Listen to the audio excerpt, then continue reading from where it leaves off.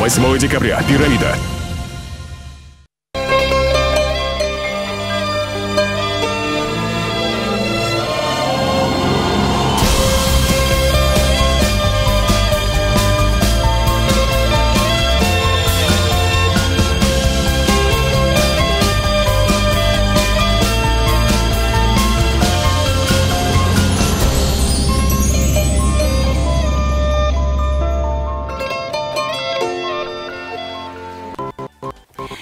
Доброе утро! Здравствуйте! Сегодня четверг, 6 декабря, и экватор недели.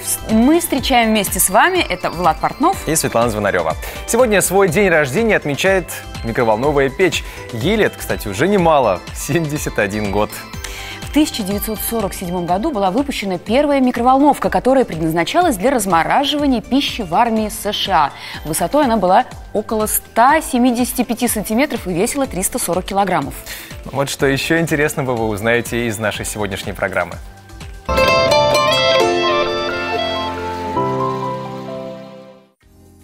Приятного аппетита! Готовим овсяные панкейки. В стиле «Кому поможет лимфодренажный массаж». Как создать интерьер в стиле конструктивизм. В Татарстане продолжается декада инвалидов. Ну и мы продолжаем показывать сюжеты о людях с особенностями здоровья, которые не сломились перед жизненными трудностями.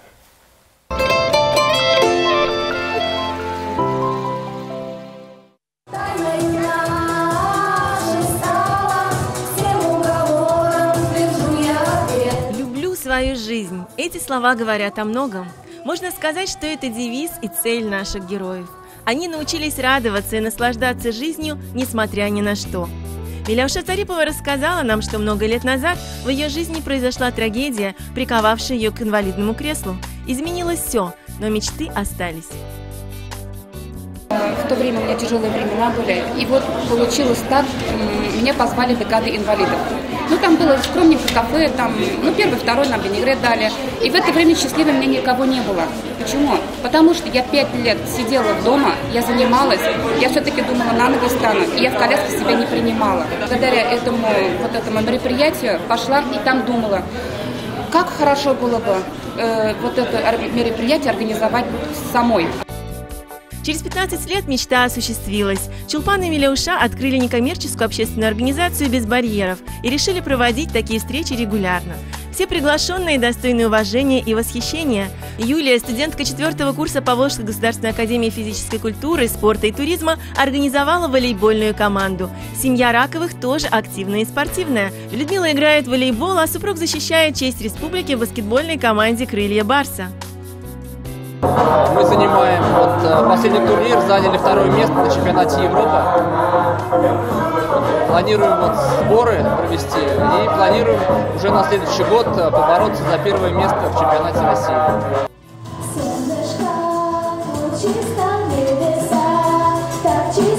Вероника Лазарева начала петь очень рано. Она и сейчас постоянно развивает свой голос, а еще рисует, играет на синтезаторе и постоянно участвует в различных конкурсах и фестивалях. В 2016 году девушка стала победительницей конкурса «Жемчужина Татарстана».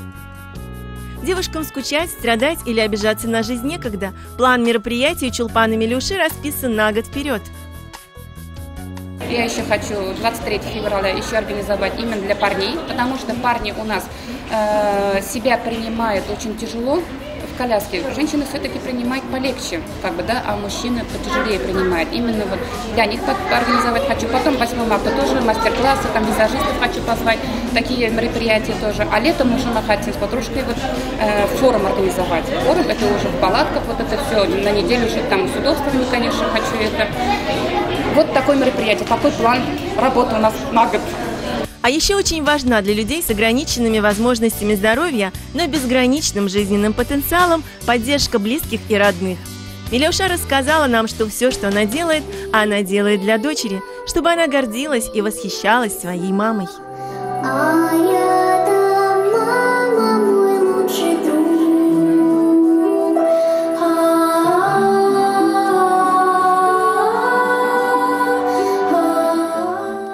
Итак, мы продолжаем. С 22 ноября по 22 декабря в Татарстане проходит месяц безопасности. В нашей студии Максим Трущин, заместитель начальника управления надзорной деятельности МЧС РФ по РТ. Доброе утро. Доброе утро. Ну что ж, Максим Владимирович, вот какова статистика, вот, к сожалению, такая печальная статистика гибели людей на пожарах в Татарстане? В этом году у нас за 11 месяцев произошло 2836 пожаров, на которых, к сожалению, погиб 131 человек, и 237 человек получили травмы различной степени тяжести. Если смотреть с прошлым годом, то у нас количество пожаров снизилось на 2%, но, к сожалению, количество погибших у нас выросло на 19 человек, а количество травмированных на 29 человек. При этом основная доля пожаров, основная доля погибших, это приходится традиционно на жилой сектор. И здесь, безусловно, основное количество погибших людей на пожарах, которые произошли, это состояние алкогольного опьянения в результате чего у нас погибает половина, из погибших половина были в нетрезвом состоянии, порядка 22% это находились в состоянии сна, порядка 13% это были люди с ограниченными возможностями, которые не могли самостоятельно передвигаться, и 9 человек у нас, к сожалению, погибли, люди, которые первоначально вышли из горящего помещения, но потом в целях спасения своего имущества обратно зашли и, к сожалению, уже больше не вернулись. Теперь давайте попробуем как-то снова напомнить людям, как с этим всем бороться. Да? Главные причины возгораний. Здесь у нас 3 основных причины возникновения пожаров. Это неосторожное обращение с огнем. По данной причине у нас происходит 35% всех пожаров.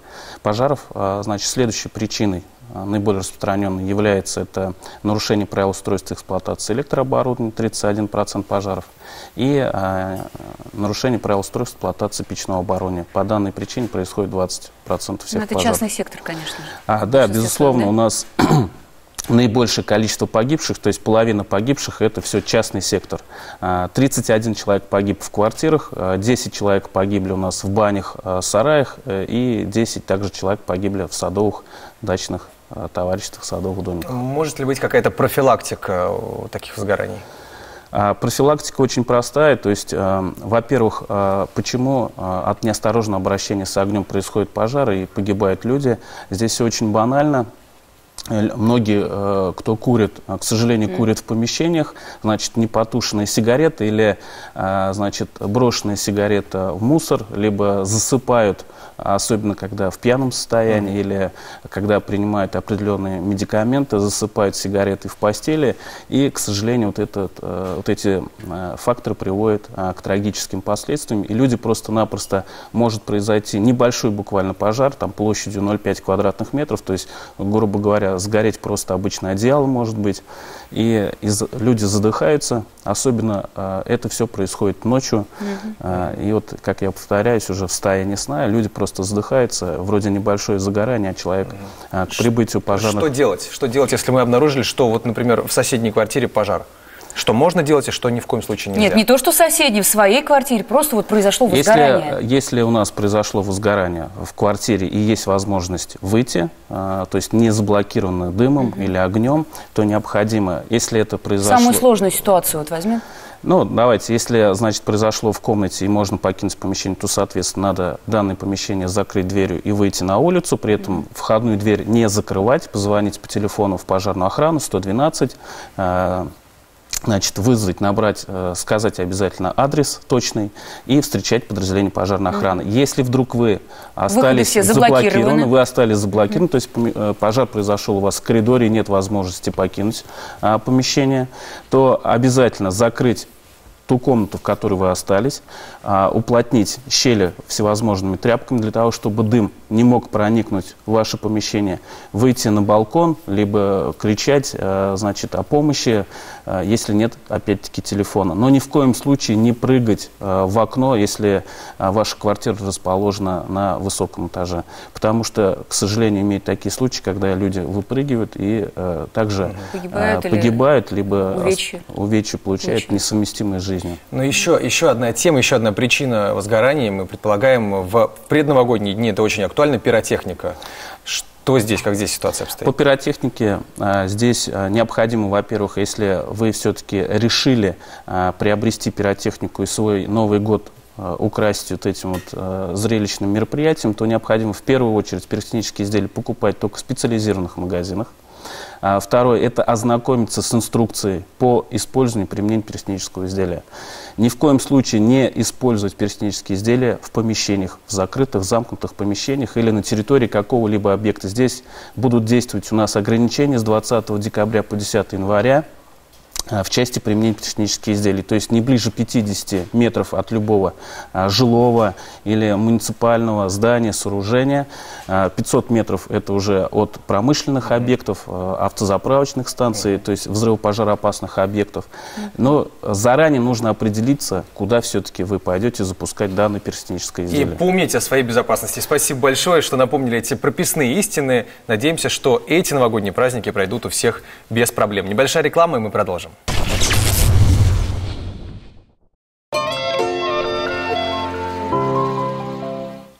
Мы продолжим звездной информацией. Время для гороскопа в нашей программе.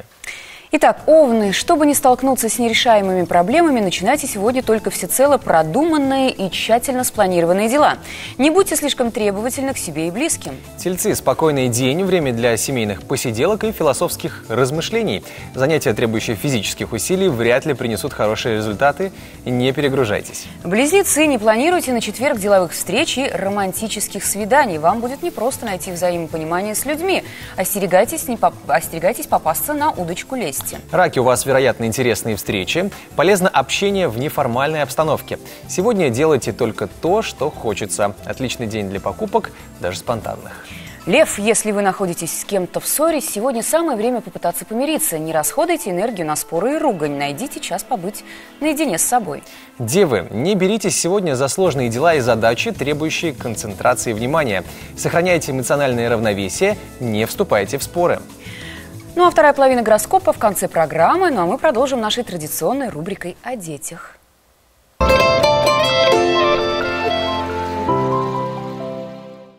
В сегодняшнем выпуске мы подготовили для вас 5 полезных лайфхаков для мам-грудничков. Лайфхак номер 1. Замороженный подгузник от ушибов. Ушибы случаются с нами сплошь и рядом. Чтобы в случае необходимости не искать в морозилке подходящий кусок мяса, заморозьте наполненный водой подгузник. Его липучки превращают его в удобную повязку, которую легко можно зафиксировать на нужном месте. Лайфхак номер 2. Махровый прорезыватель.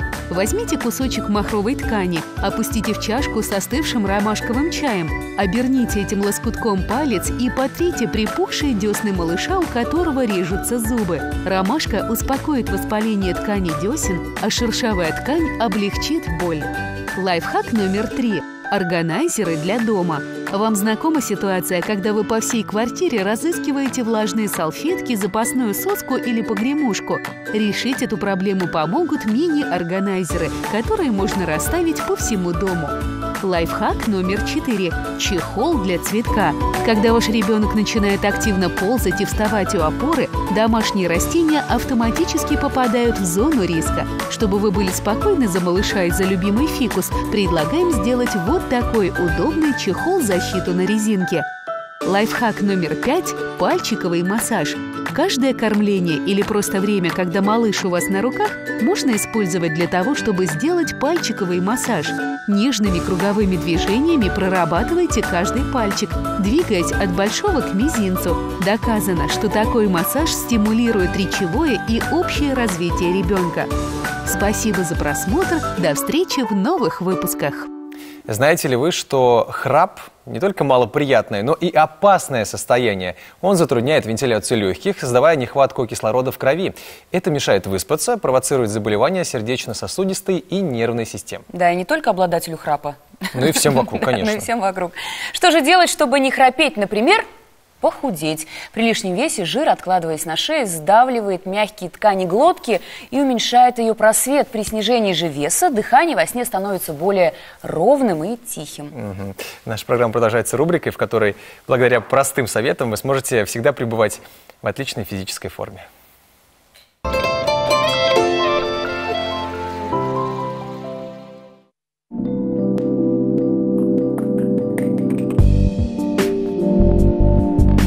Возьмите гимнастическую палку и разместите ее на плечах. Выполняем повороты торса сначала в одну, затем в другую сторону. Упражнение повторяем 20 раз.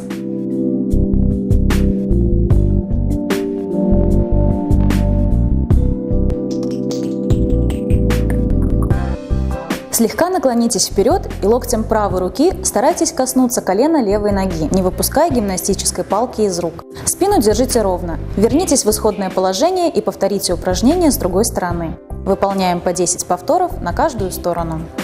Возьмите гимнастическую палку средним хватом. Слегка прогнувшись в пояснице, наклонитесь вперед на 30 градусов. Голова смотрит вперед. Ноги в коленях немного согнуты. Подтяните палку к животу, стараясь поднять локти вверх.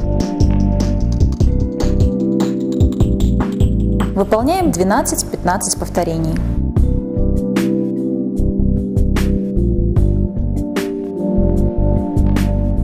Встаньте на четвереньки, сделав упор на предплечье и колени. Одновременно протяните левую руку вперед и правую ногу назад. Задерживаемся в этой позиции несколько секунд, удерживая положение. Возвращаемся в исходное положение и повторяем это упражнение с другой стороны.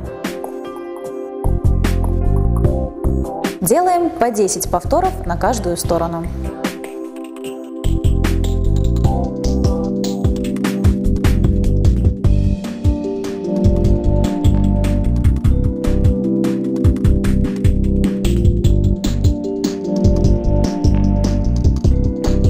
Лягте на коврик лицом вниз. Поднимите руки и ноги примерно на 20 см выше пола и задержитесь в таком положении на 10 секунд. Почувствуйте напряжение во всех мышцах. Вернитесь в исходное положение и повторите упражнение не менее 10 раз.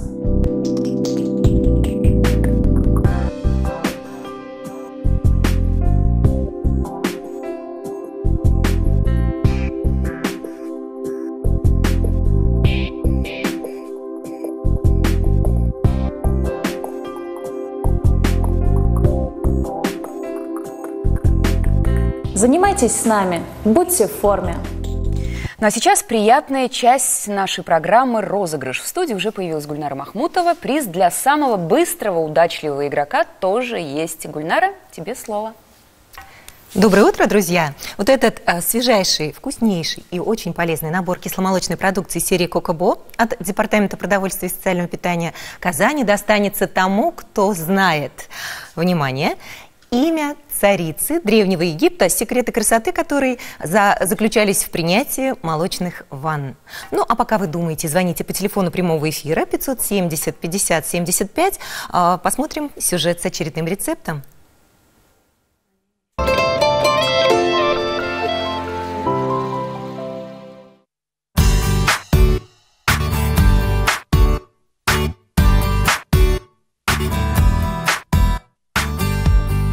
Сегодня мы приготовим оладьи, которые станут прекрасным завтраком или десертом. Для начала измельчим овсяные хлопья в муку.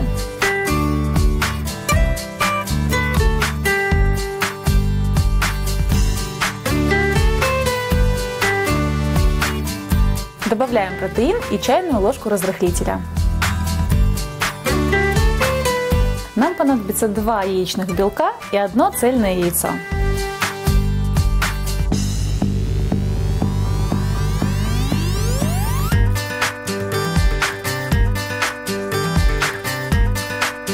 Добавляем йогурт и смешиваем до однородности.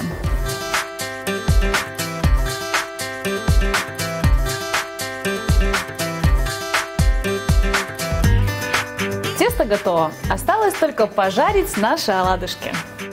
Жарить лучше на антипригарной сковороде без добавления масла.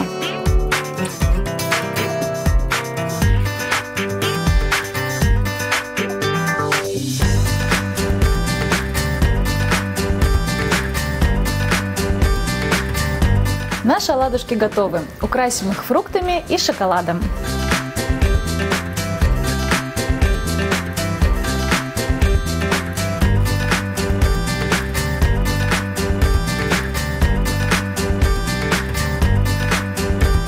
Аппетитно? По-моему, очень.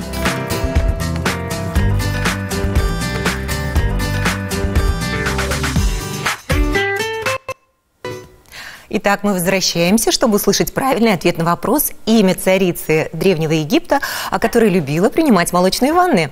И у нас есть звонок. Алло. Алло, здравствуйте. Здравствуйте. Как вас зовут? Меня зовут Розалия. Розалия, очень приятно. А вы знаете правильный ответ на вопрос? Да, и я думаю, это Клеопатра. Розалия, абсолютно верно. Это Клеопатра. Розалия, поздравляем. Вот этот набор молочной продукции достается вам. Ну, а мы желаем всем телезрителям отличного настроения. Пока-пока. Ну что же, наше утро было не только и продолжается не только в интересном ключе, но еще и в полезном для кого-то. Ну и, кстати, мы продолжим анонсом самых ярких и интересных программ ТНВ на сегодня. Спасибо вам большое за потрясающий вечер. Мне пора работать. Лена, а я не хотел с тобой так расстаться. Со мной? Или, может быть, с Ясмин?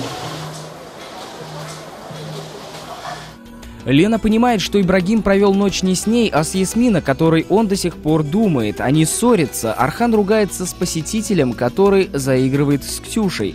Ясмин, смотрите сегодня в 9:00. Книга редкой ценности и потрясающей сохранности, с синим обрезом страниц. В дорогой обложке она стала основой церковнославянской грамматической науки. Грамматика Смотрицкого, фолиант в столетнем переплете, сегодня в 14:45. Битва двух грандов, лучших команд своих конференций. Матчи между Акбарсом и СКА вызывают неизменный интерес у болельщиков обеих команд. Сумеет ли Акбарс взять реванш после проигрыша в матче открытия сезона КХЛ? Узнаем сегодня в 19:30 на ТНВ. Вот, кстати, на хоккейной арене температура всегда примерно одинаковая. Там очень комфортно, на самом деле. А на улице нет. Вот что сегодня с погодой, прямо сейчас и расскажем.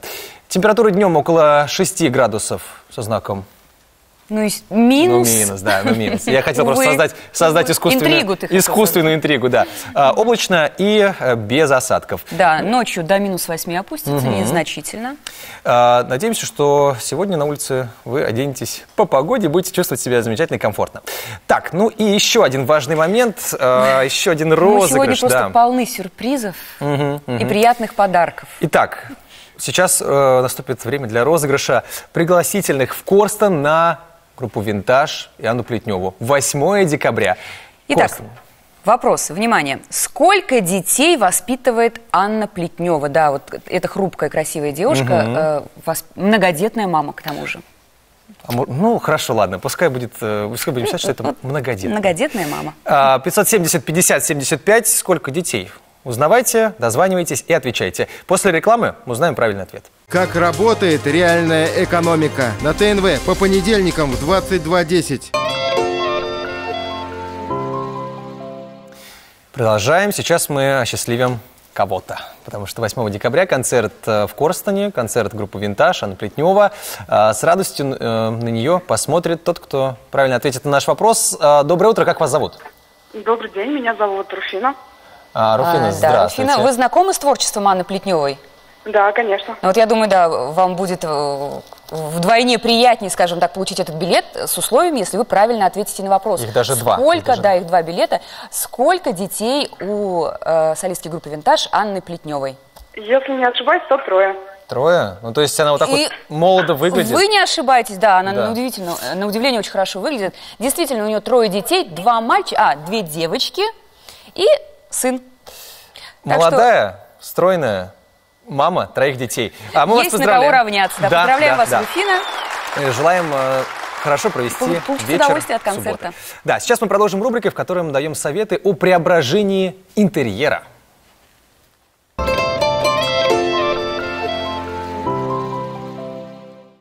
Доброе утро!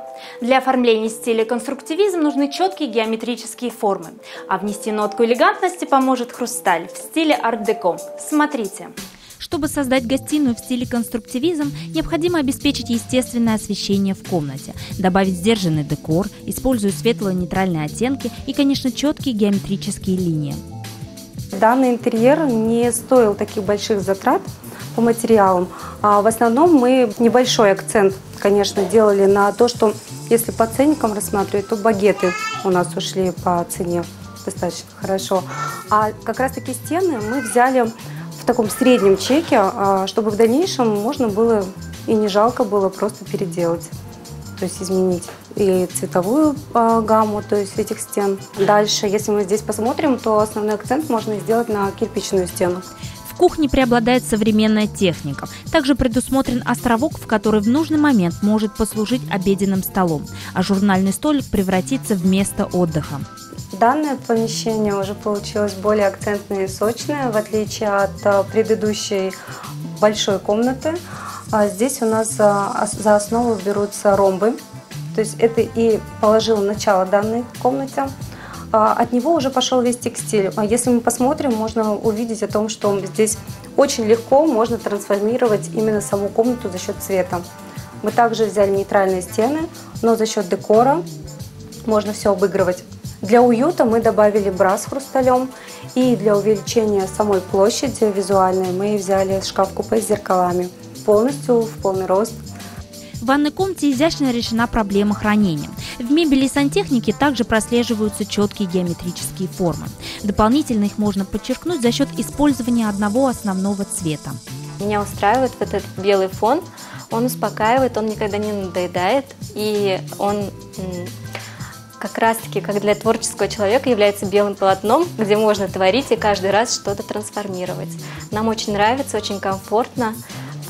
Мы всегда мечтали о такой светлой квартире для нашей маленькой семьи.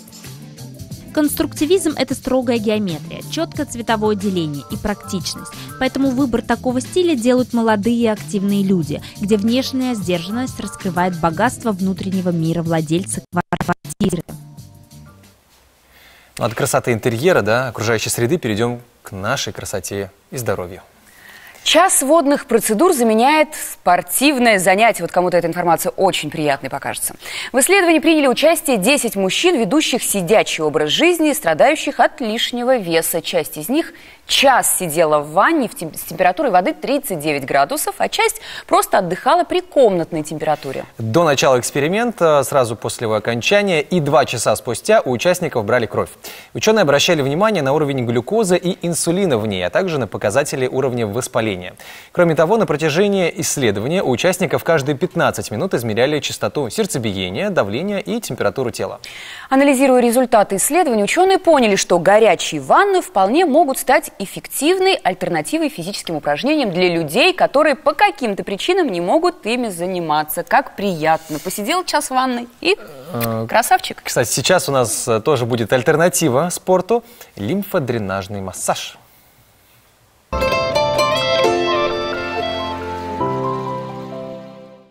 Доброе утро! Сегодня я вам расскажу о таком важном и полезном массаже, как лимфодренаж ног. Он абсолютно полезен и для женщин, и для мужчин. С помощью лимфодренажного массажа можно уменьшить либо совсем устранить дискомфорт в ногах. Это хороший способ улучшить как внешний вид ваших ног, так и общее самочувствие. Во время лимфодренажного массажа упражнения все делаются, начинаются с поглаживания и с нанесения полностью на поверхность ног масла, чтобы потом руки скользили намного легче по поверхности. Лимфа – это жидкая составляющая крови, которая выводит из организма шлаки, токсины. Также лимфа насыщает клетки питательными веществами и защищает от инфекционных заболеваний. Как нам известно, лимфообращение в организме человека происходит намного медленнее, чем кровообращение.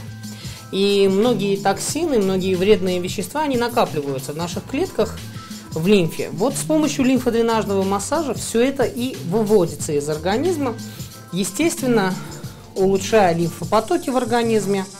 С возрастом движение лимфы может замедлиться, что приводит к застою межклеточной жидкости, отекам и развитию варикозной болезни. Лимфодренажный массаж рекомендую делать курсом. желательно не менее 2 раз в неделю, а для самого лучшего результата 3 раза в неделю. К противопоказаниям относятся открытые раны, свежие шрамы, тромбоз вен, онкологические заболевания, повышенная температура, сахарный диабет. Лимфодренажный массаж хорошо влияет на центральную нервную систему, снимает стресс и чувство усталости. Сеанс лимфодренажного массажа на зону ног длится 45-50 минут. На сегодня мы с вами закончили. Вы отдохните, а вам удачного здорового дня. Ну а в нашей студии Гузель Закирова, диетолог, и с ней мы поговорим о том, без чего многие женщины просто не представляют себе праздник, о похудении, ну, в частности, вот обязательному к Новому году. Доброе утро, здравствуйте. Доброе утро. Мы посмотрели сюжет про лимфодренажный массаж. Можно ли с его помощью похудеть? На самом деле, эта процедура вообще в обязательном порядке у всех моих людей, кто занимается снижением веса, потому что это действительно очень хорошая процедура, и она нужна. Более того, именно застой лимфы, ну, лимфодренажный, понятно, что он дренажит лимфу, да, лимфатическую систему. Более того, застой вот этой лимфы у людей с повышенной массой тела, с людей, которые хотят снизить вес, снижает скорость процесса похудения. И именно когда мы вместе с диетой включаем лимфодренажные процедуры, результат в разы лучше. Поэтому лимфодренажные процедуры, это, конечно, очень здорово. Единственное, что там тоже есть противопоказания. Какие лимфодренажные? Они бывают разные, не только массажные, а вообще лимфу двигать можно разными способами. То есть в любом случае нужно консультироваться со специалистом. Я думаю, такие люди, как правило, знают свои проблемы. Это люди, которые имеют воспалительные проблемы со суставами, да, какие-то ревматоидные, где, вот, например, греть особо не стоит. Тогда лимфодренажные процедуры с разогревом не рекомендованы, как вот был у вас сюжет. Да? Другой момент, массаж, например, им рекомендован, но нельзя людям с проблемами вен сильных. Да? Тут есть разные. То есть альтернативу искать нужно всегда всему. Альтернатива есть, да, лимфу можно двигать разными, даже добавками. То есть, например, корень солодки, он очень хорошо двигает лимфу, но, раз уж я его всую сказала, больше 2 недель его употреблять нельзя, чтобы люди знали. Давайте произнесем ужасное слово целлюлит и попробуем разобраться, предотвратить его. Ужасное для кого? Для тебя всех, тоже, Влад? Я боюсь, что не только боюсь для этого слова, например. Да, для женщин, в основном для женщин. Но я думаю, что мужчины, у кого у женщин целлюлит, тоже страдают немножко. Проблема в том, что не все мужчины это замечают так сильно, как женщины. Замечают? Не замечают этого, да. Мужчины, к счастью, многого не замечают. Да. Да, можно ли его предотвратить? Ну, во-первых, можно и нужно. Предотвратить и как-то, избавиться, что ли, там, сделать его, по крайней давайте мере, так, много уже об этом информации есть. Целлюлит, который мы понимаем, да, это на самом деле, так скажем, то, что есть у всех женщин, и оно должно быть, но не в такой мере, как нам нравится. Да? То есть это просто так выглядит жировая ткань, без которой мы не можем жить. А в другой момент, почему ее становится много, видно, некрасиво, это да, конечно, с этим можно бороться. И это лимфодренажные процедуры, конечно же. То есть я так понимаю, что это панацея просто какая-то. Без этого никак, потому что, понимаете, лимф, вот когда идет процесс жиросжигания, о чем мы говорим на всех стадиях, это всегда сжечь и убрать. И здесь нам помогает и лимфа, и кровоток. И когда эти проблемные зоны, вернее, когда эти зоны в проблеме, кровеносная система, лимфа, то убрать-то сложно. Токсины убрать. Вот эти... Дело в том, что вообще целлюлит – это, так скажем, застойное явление. Здесь нам поможет хорошая кровеносная система и хорошая лимфатическая система хорошо работать. Потому что вы, наверное, видели, у худых женщин тоже очень много целлюлита, и это не всегда связано с лишним весом. И вы знаете, даже я замечала у очень молодых девушек. А почему так происходит? Потому что женщины, которые имеют нормальный вес, молодые девчонки, они совершенно не следят за питанием. И питание у них грязное. То есть есть много консервантов, вещей, которые приводят к загрязнению лимфы. Да, к тому, чтобы она стала, представьте, жвачка. Лимфа может быть, так скажем, межклеточное пространство, я надеюсь, всем понятно. Представляете, клеточки, и между ними жидкость, вот между ними. Она может быть как жвачка, такая вот тягучая, а должна быть она, так скажем, похожа на воду все-таки больше, да. И вот у людей, у которых как жвачка, она проявляется в виде целлюлита. А у людей, у которых нет целлюлита, она такая вот здоровая. И что приводит к целлюлиту? Это большое количество кофе, к сожалению, да, потому что он закисляет. Это неожиданный поворот. Да, то есть больше 2 чашек в день приводит к этому. две причины от кофе. Это закисление, наш организм должен быть более щелочной, поэтому овощи, да, зеленые овощи, вода с лимоном, все что угодно, минералочка, да. Но кофе еще и диуретик, она убирает очень много воды из нашего организма. А нет воды, мало. Ну, представьте, вот была хорошая лимфа, убрали воды, она превращается в желе, в жвачку. Просто простая математика, меньше так, воды. Кофе еще. Кофе, вода, нехватка воды просто, когда человек мало ее пьет, либо заменяет ее сладкими там напитками, чаями. Очень часто газированные напитки, сладкие газированные напитки. Мука, мучное, сладкое, я думаю, не новость, это тоже сюда.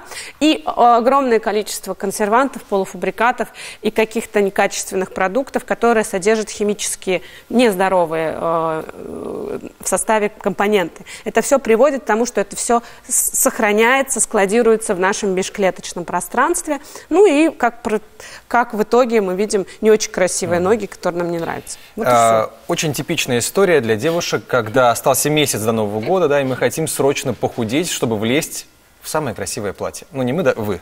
Вы. Что, не надо конкретизировать. Похудеть можно, да? Конечно. Но вопрос, насколько худеть безопасно. То есть на сколько килограммов худеть безопасно? Вообще, на самом деле, тоже вопрос только касаемо каждого индивидуально, потому что все зависит от того, какой исходный вес. Учитывая, что 80% по статистике жира, так скажем, лишнего веса у людей, если взять всех людей с лишним весом, 80% из них имеют водный жир, так мы его называем. Что это значит? Что у них не так много жира, но за счет того, что он вот как раз-таки токсинами, ядами засорен, он очень много воды держит. И такие люди могут сбросить и 10, и 15 килограмм быстро, потому что они не с жир горят, у них горит, уходит вода. И в этой ситуации очень просто таким людям прийти в норму. К сожалению, это также быстро возвращается, потому что если вы не убираете лимфодренажными процедурами и т.д. и т.п., проблема вся та же вернется.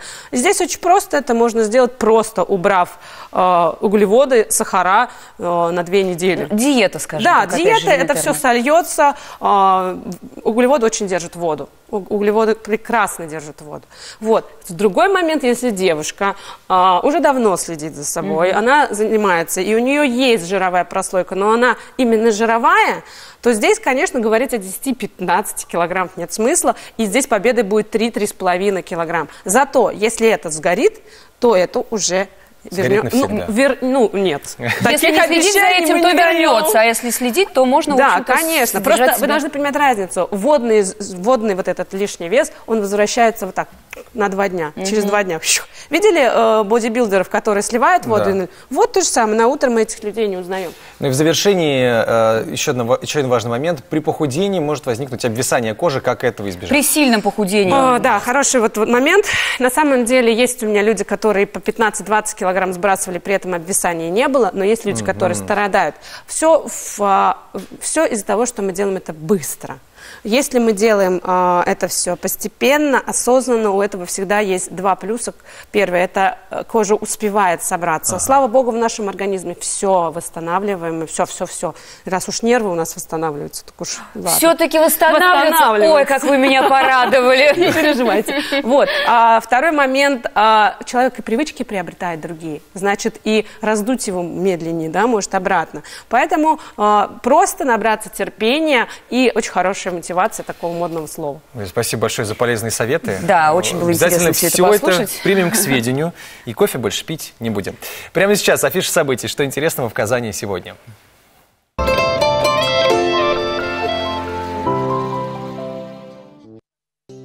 Сегодня в Казани выступит Владимир Кузьмин. По его творческой биографии более 300 песен и 28 сольных альбомов.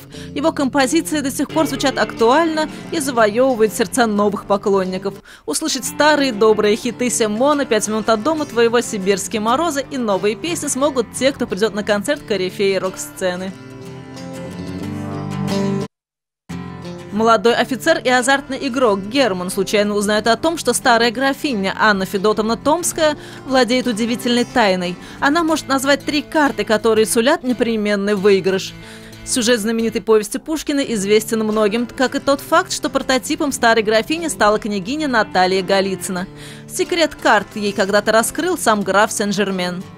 Свою постановку знаменитой истории Александр Славутский впервые показал на международном фестивале в Марселе. «Блестящее, но фатальное танго» дали свою оценку работе казанской труппы французские критики. Те, кто придут на спектакль сегодня вечером, смогут составить свое собственное мнение. Музыкальная комедия Рашида Зайнуллина «Привередливый жених» придется по душе любителям доброго юмора и счастливых финалов. Богатый холостяк Рашид ищет в Казани невесту и просит своих друзей помочь ему в этом ответственном деле. Однако его состояние слишком большой соблазн для окружающих. Внезапно у всех друзей обнаруживаются родственницы на выданье, которые непременно составят счастье жениху. Но в их радужные планы внезапно вмешивается случай. Продолжение астропрогноза в завершении нашей программы. Весы. В четверг есть вероятность столкнуться с обманом, поэтому будьте осторожны и не стесняйтесь задавать неудобные вопросы. Звезды благоприятствуют тем, кто твердо знает, чего хочет и имеет свой план. Скорпионы – прекрасный день для творческой деятельности и развития проектов. Удачи на активный отдых, выезд на природу, а вечером, вероятно, получение важного известия издалека. Стрельцы. Сегодня не будьте жадными и не ставьте свои интересы выше интересов других людей. Смело можно планировать важные переговоры и деловые встречи. Козероги, сегодня все делайте быстро и не витайте в облаках. Прислушивайтесь к мнению окружающих. Прекрасное время для воплощения в жизнь новых идей. Водолеи. День для решительных действий. Смело планируйте на четверг все важные дела. Оставьте сомнения, однако и в откровенных авантюрах тоже не участвуйте. Вечер проведите с близкими людьми. Рыбы, не лучший день, чтобы бороться за свое мнение. Будьте тактичны, приветливы, проявляйте гибкость, избегайте шумных компаний. Это все, что мы успели рассказать вам сегодня. Вот что вас ждет завтра.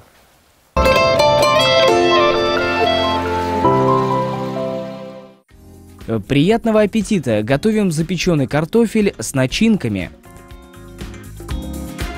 Форма. Выполняем интенсивную тренировку для всего тела.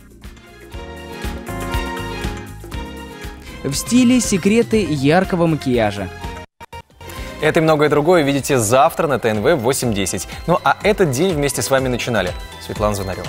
Влад Портнов. Увидимся завтра в это же время на том же месте. Хорошего дня!